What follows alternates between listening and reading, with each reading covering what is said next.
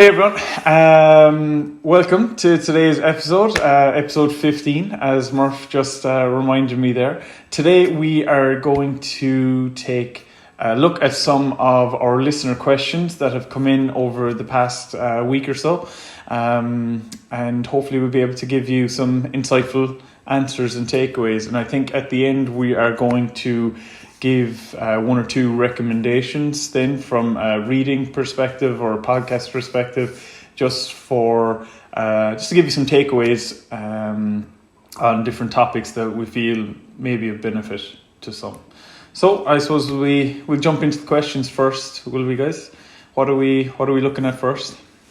So the first one came in from Colin Limerick, and Colin said he's just started college. He didn't actually say what year. Maybe it started back to college or just started. But it's mainly from home through online lectures and all like that. He's finished up football, I assume Gaelic football, whether that be knocked out or just because the new guidelines that you're not allowed to play anymore. I'm not sure. He's also no longer working. He said when he was working, he was on his feet a lot. He's just wondering, is there any tips or how would he go about managing his weight now that his activity levels have gone way down? Well, firstly, it's a great thing that he's noticed that his activity levels have gone down and that he's acknowledging that it's worth making a change. This is often the first and main stumbling block for a lot of people, is that they don't really realize that they need to pull back a little bit. So firstly, take into account what your daily activity is like. Don't just completely drop everything down from a calorie perspective. Don't pull back massively on food without first seeing what your activity levels actually are like. And being back to college and that, even though a lot of college at the moment is online, it is important to remember that we should be still trying to get up and move each day. So just because organised sport has kind of finished up, I mean, Murph, for all we know, he's won a county championship and it's just finished. It's a possibility. But so with that having finished up, that doesn't necessarily mean that sport is finished, I should stop exercising. So I definitely like to start with that first before then looking at maybe taking a look at your calories. So find some way in your day, certainly to begin planning in exercise. That could be something as simple as going for a walk. Right, for somebody who's fit, who plays field sports and that, maybe going for a walk isn't going to be sufficient, but it's still better than just sitting down all day and getting in no movement whatsoever. Maybe going for a run. There's plenty of hills around Ireland, and there's no shortage of them in Limerick either, to try and find somewhere to go for a few hill sprints and that. So keeping activity and fitness levels up would definitely be a good start. Then after that, it really does depend on what your overall output is. I would say it's possibly a good idea to keep some structure to your meals, and I'm kind of dancing around and avoiding calorie counting here, because I'm not so sure that's necessarily the best option for everyone. And you may agree or disagree with me on that, but I don't necessarily think you have to go begin with calorie counting. However, what I would say is just make sure that you do have some structure and some routine to your meals each day, and that can be both in the actual meal structure itself, but also in your meal patterns. And then, if you can tick that box, and you have a structure, you have a pattern that you eat to, then you'll notice pretty quickly whether or not you're eating enough for what you actually need, whether you're eating in a surplus, whether you're eating more than you need, or whether you're possibly under eating, which again is another thing that can often happen when people stop training. They completely under eat also, but while not as common as overeating, it's still there. So without having a load of information on him, so what I would start off with just saying, look, find yourself working out a meal structure and a meal pattern each day, and that this will be a good start to being able to assess if you're over intake or if you're having if you're intaking too much food each day. Have you any thoughts on that, Les? Yeah, I feel you're dead right with everything you've said. The only thing I was going to touch on is a lot of people. Again, I'm assuming a lot about Cathal here because you've never met him, but like I'm assuming he's kind of young enough, playing football to a decent enough standard, so he's going to be quite active. He's going to be training 2-3 days a week and a match at the weekends, and then he has a job that's either manual labour focused or heavily on his feet, so he's doing a lot of activity at work as well. So a lot of younger people I've found or I've worked with are under eating in this scenario, so almost not working at the moment. He could still be eating to his activity levels, whereas before he was just very much under eating around them. So now this could be a good idea, just to, even if he takes a week or two, continues eating at the exact same level he was, and see is there much of a deviation in his weight, in his body composition. And if it stays around the same, he's probably doing a lot of good for himself from a recovery point of view, whereas it's going to have been obviously not a whole season because last year was so kind of prolonged, but it's going to have been a fairly significant amount of time where he would have been performing at a high enough level in a nutricized state, for lack of a better word. So he'd be almost malnourished. Stupid words, sorry, not turned on today. Anyway, in a malnourished state, so he could be doing himself a lot of good here. So just because your activity levels drop doesn't mean you've been eating to those activity levels, so you should drop accordingly. So you should always take a week or so to see how your body reacts, and then if there's no deviation in weight, it could mean that you're actually now bang on track or more on track with your macros than you were before. Yep, that's all good. I think Damien's point there of keeping some form of structure today is particularly important, and if activity levels have dropped quite a bit, even just general health, plan in some exercise throughout your week. I have no idea what course he's doing now, but it's likely he's not sitting in front of the laptop from 9 to 5 every day. It's rare there's a college course that's quite as intense as that. So there should be a degree of freedom there to plan in activity, whether it be going outside, whether he's access to the gym or not. I wouldn't really be sure, but no, I think everything you've said there is all good. Next question then came in from Emma in Waterford. She wants to know, it's broad enough, but how do I find out how many calories I should be eating each day? First, we might actually tie those two together by Damien, you saying there about not counting calories, that we've already touched on that, but you might use that as a little lead into Emma asking, how many should she eat? Now, bear in mind, there's no other background information here from Emma, but rough guide. Thanks very much, Emma, for that insightful question. So there are obviously a couple of options, but the answer is 2,506. Next question. If we don't take that first approach, a number of other options. I'm sorry. I'll gather myself here. So we have a number of other options. Now, I know I mentioned there for Cathal that not to go about calorie counting straight off the bat, but because we've absolutely no information other than how to calorie count to find out how many calories you should be having, well, there must be some. First off, you're going to need some form of a measure to be to be tracking yourself to see, right, am I gaining weight? Am I losing weight? Is there is it possible that she's having body fat testing done to see if she's building muscle or what? Obviously, look, we don't know anything like this. So if you're just looking solely to track your calorie intake, obviously there are apps there like Fitbit have a calorie tracker, MyFitnessPal as a calorie tracker, and you can just track what you're normally having each day, but you're still going to need another measure along with this to gauge whether or not you're meeting your goals, you're exceeding your goals, or if you're not meeting them. So if that's, I suppose, predominantly what I met with in this regard is weight loss.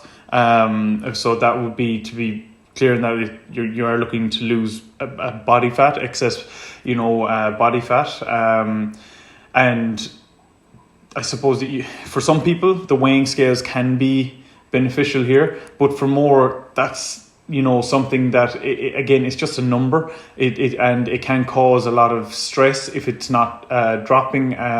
So I do encourage people to use other measures by which they're trying to gauge success. So that might be even body composition. That might be comparing a photo to another photo 2-3 weeks time, and seeing, right, with the exercise I'm doing and with how I'm eating, am I seeing some body composition changes? But again, that's in line with kind of tracking your calorie intake, because obviously if you're trying to make a change and you're trying to do it alone without the help of a professional like a nutritionist or dietitian or someone like that, but you're just kind of winging it with your diet each day, it's going to be very hard to figure out how to make improvements in line with your goal, and it's going to be very hard to nail in by that measure then what mistakes you may be making, or what barriers you're actually putting in place without realizing it. So look, it's a very hard question to answer, and Shane's a joke at the start, actually the absurdity of it does kind of highlight, look, it is a shot in the dark to give a straightforward answer to this, but without knowing your goals, your targets, what your training is like, where your starting point is, or and that it's almost impossible to say. But from pure calorie tracking perspective, there are a number of apps out there. Like I said, like MyFitnessPal and Fitbit would be two big ones there that you can input what you're eating each day in on there, just to get an idea of what your overall intake is each day, across a week, 2 weeks, 3 weeks, however long you track for. Are there any caveats to using the likes of MyFitnessPal or a Fitbit for tracking your calories that you need to be aware of heading into something like that? Yes, so especially with MyFitnessPal is the one that I mainly come across with people using, in that a lot of the information in there is input by you and I, and there's no prerequisite for who can and who cannot put information into it. So a lot of the calorie information in there can be inaccurate or can be off. So I would just suggest being careful when you are inputting data into MyFitnessPal. If you can scan a document, or if you can scan a barcode, off a food, use that. If you do have to fill it in manually by yourself, take a look at what data it's actually putting back to you. Maybe double check it on another website, just to see, is that information accurate, and not, because like you can see some, and I'm not sure if you two lads have come across it, but there is some wildly inaccurate calorie counts on MyFitnessPal. I won't speak for Fitbit in the same way, but I would imagine it couldn't be too dissimilar to it. But yeah, have you come across anything like that? I suppose with MyFitnessPal, the main thing is it's almost more often than not healthier foods or better foods or more whole foods that are kind of the dubious figures on MyFitnessPal, which is it's weird for the industry, because anything that's heavily processed has a barcode, so all the stats are going to be fairly accurate. It's stuff that's going to be homemade or different ingredient, like most fruit, you're not going to be able to scan fruit in, so that's where you get, like if you put in a banana, you can get about 10 different entries come through, and there could be about 200 calories in the difference between them if you look through them all together. So it's just, yeah, you're just going to have to do a little bit of research and make sure you kind of know what your ballpark figure should be. And again, it makes it difficult if you're doing anything, like say if you make a curry at home, you're doing a lot of maths to figure out, okay, well, how many portions am I after putting in that curry? Like nobody kind of measures that out that exactly, so it's hard to track. And then it can be up to 25% out at times, like it's very much, and then you get people heavily reliant on it, and then it just kind of builds yourself into a system where you have to track everything religiously or you're not going to be happy, and then you get yourself into a position where then you're working that against how many grams you've lost in weight nearly, and everything becomes very meticulous in the process, not really a lifestyle. So I'd definitely be leaning towards what Damien said, where you kind of figure out what you should be eating. Also, another thing, this be more kind of geared towards the Fitbit, but I've seen it with a lot of people who use them for activity trackers, which is good. There's nothing against it. I just make sure that you're using the same thing consistently, because I've had a few people who've come through now and they're like, okay, well, I do this run. Like, say if I'm in a fitness class, they have their own heart rate thing set up, so I use that. So I burned 200 calories off that system. Then my Fitbit says I burned 400 calories. Then I went home and my other sleep tracker said I burned 600 calories during the night. And just the most important thing with something like that is that it's continuous or consistent, not necessarily accurate. So if you go off a Fitbit system and it says you burn 100 calories for every HIIT class you do, even if it's not exactly 100 calories you burn, even if it's way off, if it deviates much from that number, you know, okay, I didn't work very hard in that class, so I will have burned less calories. Similarly, if that figure is up, you'll know you burnt more. Whether if you're taking it off different things and they're different levels of inconsistent, you're just going to be factoring, and then you're basically working with made up numbers. It's just making sure that if you're going with an activity tracker, make sure you stick with the one for the entirety of your process, or just work off one thing. Don't try and drag data from loads of different places, because that's just basically multiplying everything by little inaccuracies. Does that make sense? No, it does actually. Yeah, and sorry, Murph. Just one of the things I see a little bit more of, and you mentioned 100, 200, 400 calories. Often I'll see somebody come to me and they're like, "Oh, I had I did a gym session and it said I burnt 2,500 calories," and so does this mean I should be eating 2,500 calories plus my activity levels for the day? And that it is to that point exactly, Shane, that watch these trends, over a length of time. So you're seeing a trend in it, as opposed to taking the data that they're giving you as exactly accurate, because it's possible that it's wildly out, but you'll see a trend across time with them. You can also, if you're just solely going to look for a calorie figure, there is online calculators that will work. Just kind of Harris Benedict comes to mind, but it's basically making sure that it's always going to be an average figure. So you can get maybe a start point, but you're still then going to have to work it out what works best from you. And it's going to be, no matter who you go to, if you work with a nutritionist, you work with the best nutritionists in the world, there's always going to be an element of trial and error to it. So it's, like we said here, Emma didn't give us much information to work off, so we can't make an exact recommendation. But similarly, if we had all our details, we couldn't make an exact recommendation with that either. It's always going to be an element of trial and error and seeing what works with your body. So just there's no quick answer to that question, regardless of what route you get in. Yeah, Harris Benedict is a good call there. I often use a similar one. Well, not similar one, that actual one. Starting out with someone just to give them a ballpark to aim for. And some of the calculators that you'll find online for it, I just did up an Excel file for it, but it kind of gives you aims for particularly low activity days or high activity days as well. If people like to adjust up and down based on today I'm having rest day, tomorrow I'm running 12K or whatever, that you can kind of plan around it. As you said there, it's having that relative measure over time to see that, just to give you something to calculate. If you want to go up MyFitnessPal and just see how many calories you're eating, you might be eating 500 more or 500 less. You don't know, but it's to give you a measure just to work off, to give you some guidance over time. And the same to use that with a weighing scales. Although, obviously there's issues with if you get obsessive about weighing yourself every day or weighing every bit of food you eat and everything that way. I did a little experiment on myself actually throughout the month of September, in that I did track everything I ate and I weighed myself every morning, and tracked calories burned on my Garmin watch as well, just purely to see what's it going to say. So on average, weight stayed the exact same. And interestingly was, every Monday morning it was the exact same. It was 83.1 kg every single Monday of the 4 Mondays. On average... I was hardly bulking if I'm saying the same weight the whole way through. I don't think you get how bulking works, Damien. But stayed the same the whole way through. Calories on average eaten were 2,800 every day, and calories burned on the Garmin were 2,400 every day. But weight stayed the same, which shows that one is either overestimating or one is underestimating. The other thing I noticed with the Garmin was, if I went for a long-ish run or long-ish cycle, greatly overestimated how many calories I burned doing that.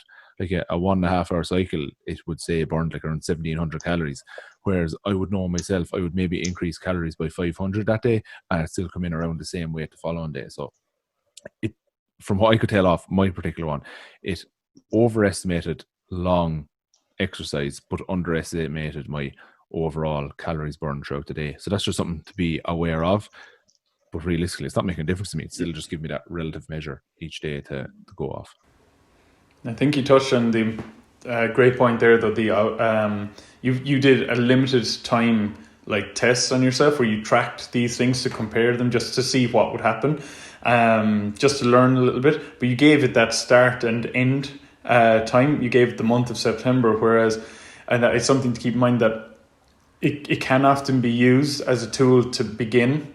A process of, say, weight management or fueling for fitness, whatever it might be, but that you should kind of set a time frame around when you're going to do this, because things like, say, use of calorie trackers, macro trackers, and these type of things, that they can lead to a kind of a long-term obsessive kind of approach, where if you're a little bit over, you can start kind of cutting off little bits of food here and there, and just getting a little bit too focused on what you're having, and that this can kind of take away from the experience of actually enjoying what you eat in just what would be considered normal everyday life. It can really kind of make it a little bit too strict, and can really put a kind of a dampener on just existing each day, just like getting up, eating, and in the short term it may not cause any issues or many issues at all, but in the long term it can really bring about a good deal of stress, and you're trying to minimize that. There's enough things in the world to be stressed about at the moment without needing to add in little things like this. So it's just something to take note of. Oh, and the other thing that I remembered a while ago, I was putting an aubergine into MyFitnessPal last month, and it told me that it was somewhere in the region, I think, was it like 450 calories? Some aubergine. It wasn't 450 calories, but that's what MyFitnessPal was telling me. Spoiler alert. But yeah, it's just to take note of what data is there when you're inputting. Okay, next question then came in from, I actually don't know where she's from, but it was on Instagram. Mary Dillon 91 was her Instagram name, probably still is. But what do you guys think of the new healthy eating guidelines for children that came out last week? Damien, you just showed them to us there beforehand as well. You had a bit of homework done on that there. So if you could give us a very brief overview of what they are, then we'll see what we think of them. So I suppose the main thing is gone with the pyramid approach, and we have our cereals, and this is children, young children,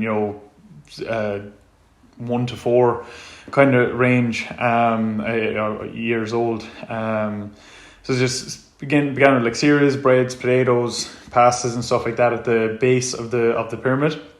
I think it was this 1 to 2 or servings of, or 3 to 4 servings a day, and then it was up to 4 to 6 servings a day for from 3 to 4, and that.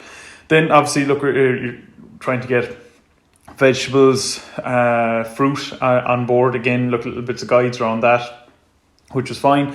So all well and good, and these are areas that people are kind of like, no, that's fine. We understand the importance of these. Then you have your milks, your yogurts, and cheeses on top of that. 3 servings per day across all those ages. Then following on top of that, we have the likes of our meat, our poultry, fish, eggs, beans, nuts, and the likes. So predominantly kind of protein kind of sources of foods there, with 2 servings a day, I think, for 1 to 2, and then I think it was 3 to 4 servings for ages 3 to 4, and then on top of that, coming up to the tops, we have our fats, our spreads like butter, oils, and things like that, again, in very small amounts, across all age groups there. And then the area that people really have taken a kind of a shock approach to was the very top of the pyramid, which are kind of foods and drinks that would be kind of high in fat, refined sugar, and salt. So basically what you're looking at here are your confectionery, your crisps, your chocolates, your sweets, and all these. that the portion sizes of these have really thrown people out massively. So like if you're looking at and these are like, you know, spread across a week, the guidance on these. So you're looking at what is it, like 1 or 2 servings a week on how much sweets or confectionery you can have, and a serving I think of crisps is something like 3 crisps. You know, a chocolate bar, I think, or 1 square. Say if you take your dairy milk, like we mentioned, we were chatting before, Murph, you know, 1 square of dairy milk is considered to be a serving, and you're trying to limit this to 1 to 2 servings in the week. Now, I know you mentioned that you can get quite a lot of road out of this. You know, like out of 1 small dairy milk there, you get a few weeks out of it, but You'd be like Charlie in the chocolate factory. It'll last you so long. You spend the first week just rubbing it, the second week opening the label, and then week 3 finally building yourself up to having a square. I mean, if you can manage that, then you certainly have quite a serious self-control. But it's Like this is the 3 area I said crisps it's a week, really, it'd be super handy. Like, this is a very rough guess. We're going to say there's like 40 crisps in a packet. Like, that's ideal if you have 14 children to share it between. But there's not many families that have 14 children now. So even if you have 3, you're giving child 1, probably have names, but child 1, here's 3, child 2, here's 3, child 3, here's 3. That's 9 crisps gone. I'll just throw the rest in the bin. Like, just thinking about like sustainability and environment and in general, it's not a great approach either. You can't really be encouraging adults like, oh, give your children 3 crisps and then you eat the rest yourself, because it's like, for health, like, these are thought out in terms of the portion size that would be adequate, but like the behavior and the practicality around it is just completely omitted from it. And it's frustrating that they're not really practical for people to go and implement. And that's why I think they need to put in a bit more time and think of people who actually live lives when they're putting guidelines like this out there.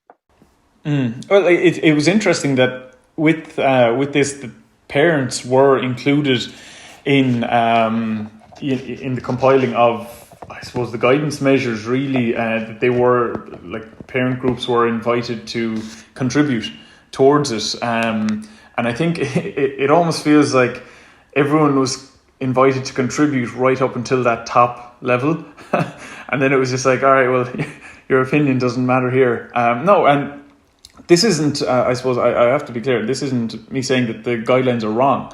It's just like you mentioned there, Murph, that it's unrealistic, you know, and right, it can be a good idea to kind of highlight how far we've gone off, like, the healthy eating track, especially for young children there, like that, when we know that, you know, that they're basically sponges and that they're learning so much during these years. About taste and as well as pretty much everything else, but that we do have a complete, like, even in adults, we've a terrible understanding of what a portion size is, and how much of pretty much anything. It's not even just sweets and confectionery and you know, high fat, high sugar foods. It's across the board. We struggle big time with understanding portion sizes, but it is so important for as a child grows, what they learn, the habits they pick up from portion sizes and everything else. They do carry those throughout their lifetime, and so that's one of the things that really highlighting, and especially among parents who kind of found this to be well off track with what they're capable of doing, that you know, it really does show how far we've gone from what we should be having and an understanding of what we should be having to what we actually are having. And I do think part of that is also industry focused, you know, in the food industry, production industry there. Like, when you can't go out and buy a chocolate bar that's 1 square. You can't. You know, it just doesn't exist. So... And these are being produced, you know, look, they're not being produced for young children, but how well do people understand this? And to be honest, from when the recommendations came out, I would say that people have a poor understanding of of these portion sizes. Hunky Dories are about to come out with share bags now of 6 crisps per packet for you to share with your best friend or your brother or sister. One question then on the actual portion size. Did they adjust portion? Did they give guidelines on how to adjust portion size up and down based on like was it a 3-year-old should eat 2 portions of bread, whereas a 15-year-old should eat 4 portions, or are they both like 3 to 4 each? It's just the portion size is scaled down based on the size of the person or child eating. Yeah, it's kind of based off their age, as to well, obviously, look, you have to take your child's appetite as a guide too, with how much you have to offer them and put out to them. But his appetite will increase as a child is growing, so that has to be kept in mind too. But it's and it does depend on the child, but it is largely based around their age as to what their portion size should be. But then again, if you've a child that's growing at a faster rate, they might you may need to feed them more than a child who's smaller and not growing as quickly. But the child's appetite and all will come into that as well. But they do give kind of general guide for the ages there of what to offer, and it is worth remembering. And it was highlighted in the guidance that look, children age 1 to 4 do have small tummies, so they can only eat small amounts. But often children will keep going with food if they enjoy what they're having. So it is that's where a lot of the kind of guidance has come from, is just remembering that they are really small people and not to be giving them portions for that'll be more suitable for older children is important. Oh, and you can find a lot of the information actually, and it's worth mentioning it here just for anyone who is still listening. Fair play to you, but it's all this information is free and available on the HSE website. Just under search for portion sizes in children age 1 to 4 on the HSE website, and you'll find all of the guidance on this. I think it's kind of like on your point there earlier about kind of the sweets and stuff at the top. I'd question the necessity of having that in there at all, because I think the guidelines do quite a good job of having the pyramid. They're all food groups that are vital to a good, healthy, well-rounded diet, and then they throw them in at the top. I think it would have worked better with just a blanket statement on that kind of stuff that's just like, eat these sparingly or as little as possible. Because again, for most case scenarios, if you're eating any of those foods, it's going to be at a party, it's going to be at a social gathering, so it's not going to be controllable to 1 square to 3 crisps. But if it's just used as sparingly as possible, and then if people don't eat them at all, that's great, it's not going to hinder them. Whereas if it's something like, say if we took vegetables, if it was something they don't eat at all, it's obviously going to have a huge detrimental effect to their diet.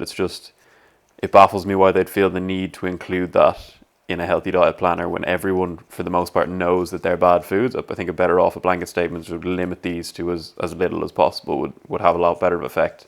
And it makes because I feel if those guidelines say based off what the last food pyramid was, they're going to be plastered all over the walls in primary schools and stuff, which is great, but that means that they're still putting pictures of sweets up on in the walls in primary schools. You know what I mean? I just think having them on the pyramid at all is going to do more damage than good. But overall, I do think the guidelines are quite good. Apart from that, also, if there's any kind of unrealistic aspect to it, like 3 crisps per week or 1 square of chocolate per week, do people in general start losing faith in guidelines like that? And once they start ignoring that piece top, do they start ignoring further down along and veering more towards like less healthy options? Like there is the element of buy-in to the overall guideline process, I suppose. And there's still an element of people using the portion that they have in their head. So if they see 1 to 2 portions of chocolate, that's 1 to 2 bars. Or same with crisps, 1 to 2 bags. Like they're not going to go into the minute detail. They'll just see it and be like, oh, they're recommending us have chocolate and crisps and cake as part of a diet every week. Whereas if it's not there, it's not recommended at all. Okay, we'll move on. Another question then. So this comes in from Sheena in Kilkenny.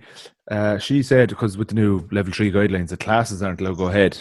A questionable enough decision in and of itself.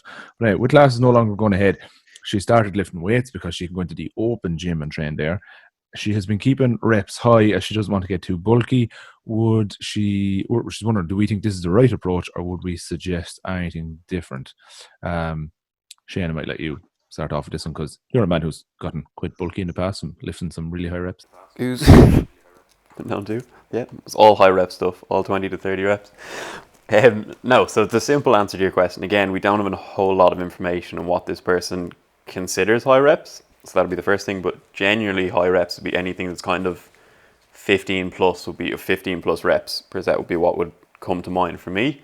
And it wouldn't necessarily be the way. First of all, there's a lot more to becoming bulky just than lifting weights. Like, you can't just go into the gym, do 2 sets of 5 and then instantly become ginormous, unfortunately. But that's just not the way it works. But to get a better adaptation from your body overall and for your muscles to react a little bit better, ideally I'd say you want to be looking at that kind of 8 to 12 rep range. Again, it's speaking very, very general here, but that's when you're going to see the most activation and the most difference made in your body based on that muscle activation. So that's going to be kind of what we call our hypertrophy range, which again is to grow the muscle, but it's going to be more to grow and build up the muscle. So it'll change your overall body composition, because the muscle is going to be working a little bit harder, which is going to burn more calories in turn, which is going to lead to more fat loss. So the idea that just doing as many reps as possible with a really light weight is going to burn more calories and burn more fat and tone up it's ludicrous, really, because if you're not putting enough strain on the muscle for it to actually be working, you're not really doing anything. You're essentially wasting your time. The only time those kind of high rep activities will come in handy or useful is maybe if you're at the very end of a session. So you've already put your muscles through quite an intense workout, and this is just to get that little bit of an extra adaptation and put that little bit more volume through the muscle, just to kind of almost like a finisher off, you'd call it like a burner, just to kind of at the end, just to really feel that extra little bit of pain in the muscle to make it feel like you've really worked hard, and just to get that pump, really, as we all know and chase. But as an overall exercise, I definitely recommend in around that 8 to 12 rep range, as opposed to pushing 15, 20, 30 reps. Don't know what you guys feel about that. The only thing that I would add to that, Shane, is that the whole like lifting for girls, and becoming bulky. If it was that easy, Shane, you wouldn't be going through year in, year out, going like, "Come on, I just need to get a little bit, bigger." It'd be much easier. So if you're trying not to get bulky, but you're going to the gym and you're hitting those rep ranges and you're doing it regularly throughout your week, and you're kind of in what would be classed as a hypertrophy kind of training block or whatever. If you're managing your calorie intake, if you're managing your food intake, and you're not like in a big calorie surplus, well, you're not going to put on weight necessarily. You're not going to get bigger. You're not going to grow if you're eating at your calorie maintenance, or if you're eating in a calorie deficit with training. You're still, you can still build muscle. You can still get stronger and improve physically there and athletically there, but that doesn't necessarily translate into getting big and bulky. And I think often people do look at gym training as they look at it through the lens of men go to the gym to get bigger, but again, you're only going to get bigger if you're fueling yourself enough to get bigger. Whereas you can go to the gym to get fitter, you can go to the gym to get stronger, and not actually get any bigger at all. And it does take a sufficient calorie surplus over a period of time to actually get bigger. So I suppose that this myth that girls going to the gym lifting weights and in the high rep range, again, we don't know what she means by high rep range, but just going to the gym and lifting weights over a few months each week, is that it's not necessarily going to make you bigger.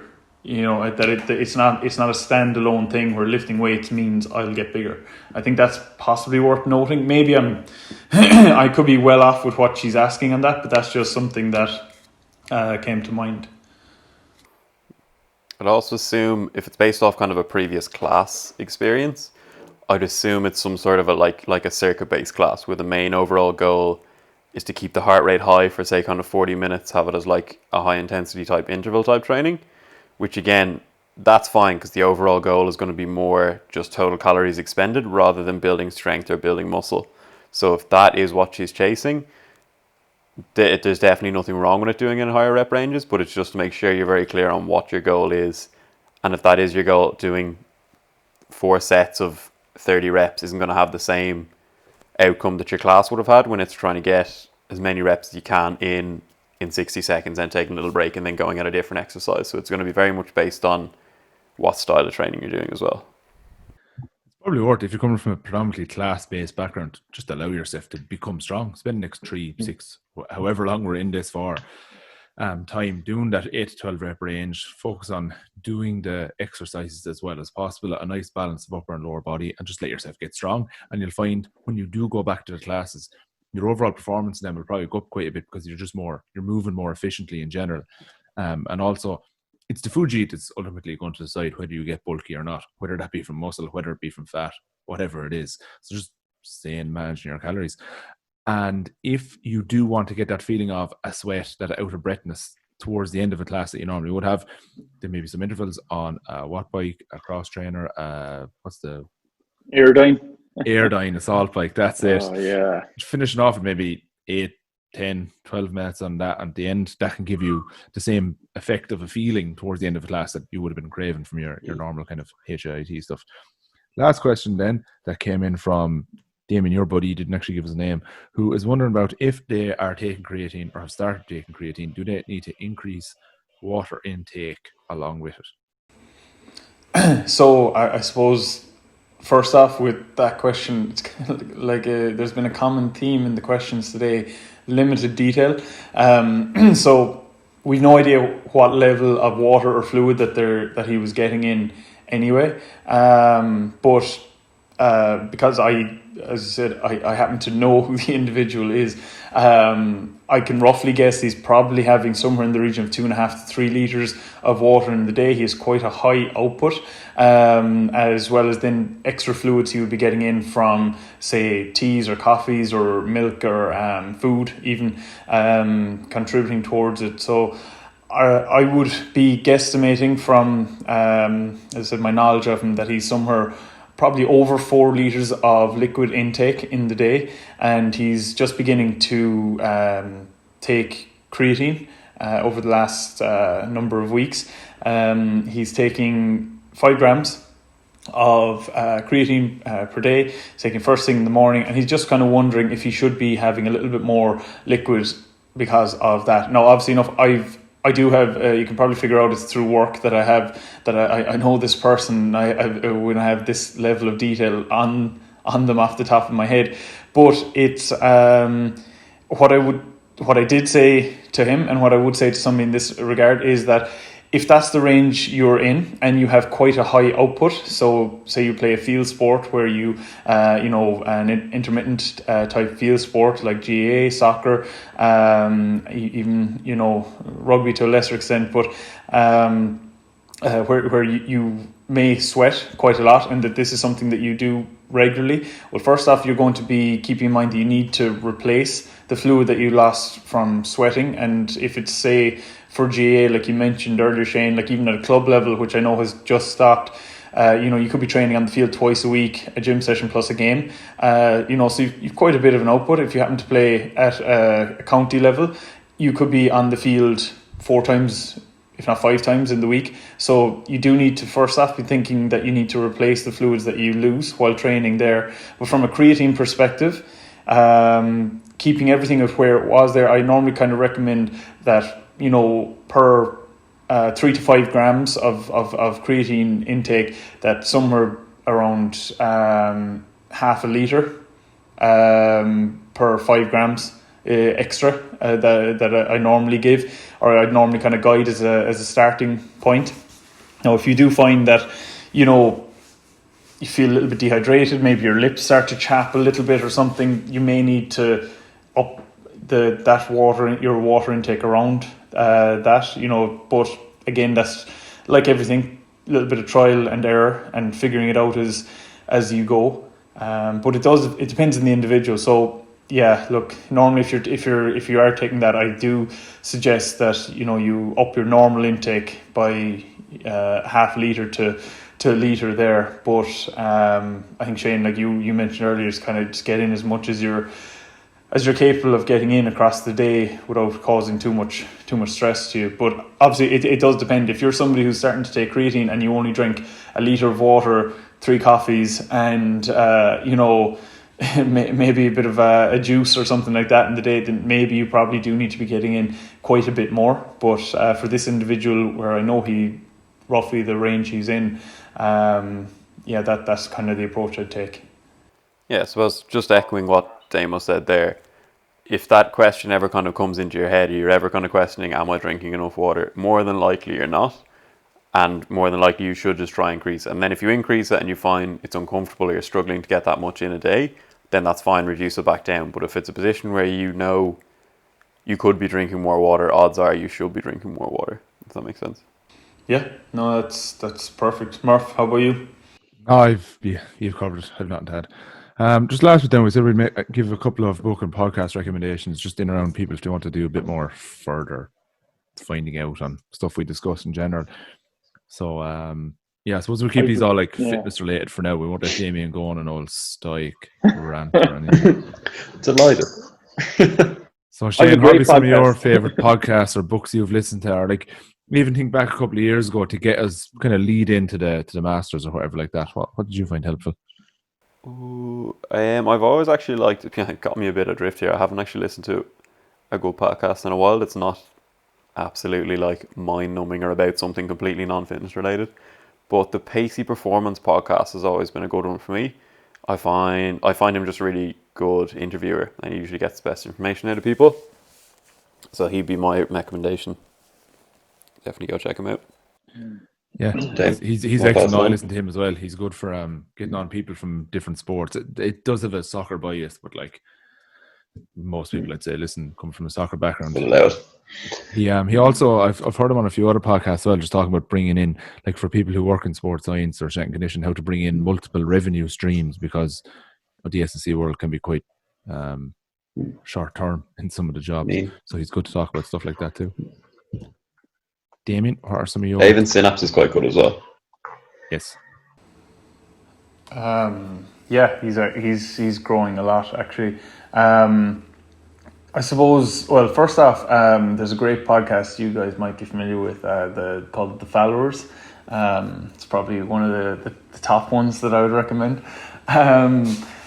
So hit subscribe. I'm not sure. Murph, you introduced me to Iron Radio a few years back, and I used to love their stuff. I just thought there was a bit of crack, a bit of banter between them. But there was always a kind of a deep, I suppose, scientific review. Yeah, exactly. But yeah, do you still listen to those guys? I haven't listened to them in a while. Every week. It's said to be one of the longest running podcasts going. I think they started around 12 years ago. There's a nutrition physiology professor is, I suppose, the main host, and one is a kind of a traveling lecturer, and then the other lad runs his own gym, be a fairly accomplished powerlifter. So they'd be old school enough in their approach. Like, it's very much bodybuilding and powerlifting with the touch of science around it, but it's really good. Mm-hmm. Another one I really like is Barbell Shrugged. It's something I would actually learn quite a lot from. Now, it does have a CrossFit bias. That's really good, yeah. Yeah, it does have a CrossFit bias, which sometimes, like... you have to pick and choose your episodes a bit. There's some episodes that are brilliant, and there's some that are just a lot of CrossFit nonsense. And there's a bit American, like, it's obvious they have a business that are trying to sell online courses and stuff as well. Yeah. That you do have to like filter through a lot of that stuff. But look, I just checked there. They're on episode 510. Like, they've been going solidly as well. They were one of the first crowds to really go all in on the podcast. They've opened up. They're like Barbell Collective now, aren't they? And they have a load of different episodes of a load of different shows involved in it. But Barbell Shrugged is still the strongest one, I think. Yeah, different teams of presenters for. They have a business version of it and stuff as well. Another one they have a brilliant one with John Cena that goes through his like training history, and it's actually really interesting, apart from the whole John Cena wrestling side of it. So if you're not a secret giant John Cena fan, it's also very interesting. But if you are, it's even more interesting. To give a bit of an Irish perspective, then you already mentioned David, but Synapse Performance, they're very good. They break down topics quite well, get on some really interesting guests. And Danny Lennon, then Sigma Nutrition, he's the opposite of that. He goes very in depth on stuff, but he's quite a good interviewer, even if you just want to see contrast it to our style. Yeah. But yeah, exactly, and it's worth noting that if it is something that you kind of like knowing a little bit more on the background of nutrition or the background science, like I suppose who's doing the research, what they're coming out with, and I suppose a little bit of what they're like and the approaches that they have. That Danny's podcast is second to none in that regard from a science perspective, and then the other one then from I suppose a sports science perspective would be the We Do Science by Lauren Bannock. That's a fantastic one for anyone who's predominantly interested in sports science, sports nutrition literature, that kind of stuff. He's pretty great for breaking that down as well. The Triage lads also have a few good episodes. When a new one pops up in my feed, I'm like, oh yes, I really want to listen to this later. Are the Real Science of Sport podcast by Professor Ross Tucker, and he goes very much like the exercise physiology, endurance training route. And then to do the complete flip of that is Eric Helms and Omar Isuf on the Iron Culture podcast, who just deep dive into weightlifting, powerlifting, bodybuilding, and all around it on like 1.5 to 2.5 hour long podcasts that you just get lost in. Podcasts to avoid from a nutrition perspective, I suppose. We could receive quite a lot of hate on this, but Joe Rogan, avoid. Just skip those episodes. However, for non-nutritional content, Joe Rogan is class. So mixed messages there, but entertainment work away. Just to be just avoid. And if you do want a long form podcast that talks about some form of like exercise science as well, is the Stronger by Science one by Greg Knuckles and Eric Trexler. Also really, really good, but very long form. You're talking 2.5, 3 hours per episode. They take a fairly deep dive into 2 to 3 studies and then a couple of questions towards the end, and also give a lot of barbecuing tips, which are appreciated. You used to wait till the end for those. Barbell Medicine is another okay one. It's 2 medical doctors with a big background in weightlifting and powerlifting. I really like the idea of that, but it's just the execution, I think, is kind of questionable. It's not as good as it could be. The idea behind it is brilliant. It's just, I don't know. They're so powerful. I follow Jordan Barbell Mess online, and he can move some serious weight. Which is I'd never tell him this to his face, but yeah. I agree 100% on your point there. So that's, I suppose, podcasts. That's there's quite a lot there. So if people are looking to start into one, that there's quite a bit there, depending on what kind of approach you're looking for. Books. Oh, yes. So I was just going to say there's a great book, and many people know him from, as I just had a go at Joe Rogan, but many people know of Matthew Walker from his appearance on Joe Rogan. He's a book called Why We Sleep. This is well worth a read. Purchase and read for a lot of people, not because we're sponsored by him or anything like that, but just it gives you a good, sensible and clear understanding of the importance of sleep, the issues that we face currently around getting adequate, and not just adequate sleep, but quality sleep, adequate time, but also quality sleep as well, and just gives a little bit of a background just on like why we sleep, the importance of it, and how to go about creating good sleep patterns and good sleep environment. It is an area that I don't know about you guys, but I'm regularly met with very questionable practices around people's sleep routines. If someone wants to go deep on something kind of sciencey, that is, I suppose, the governing principle of training and responding to training, Why Zebras Don't Get Ulcers is a brilliant one about the stress response in the body by Dr. Robert Sapolsky, who has a very unique way of telling a story. It's quite entertaining to read. And where I actually found really beneficial before, like when I started getting into all the nutrition, just to break it down fairly in a way I could understand, was the two books, but very similar to each other: Understanding Healthy Eating and The Renaissance Diet, both by Michael Giselle of Renaissance Periodization. Just to give you an overview of like, oh yeah, stuff kind of makes sense here now. And then similar to that is the Muscle and Strength Training Pyramid by Eric Helms.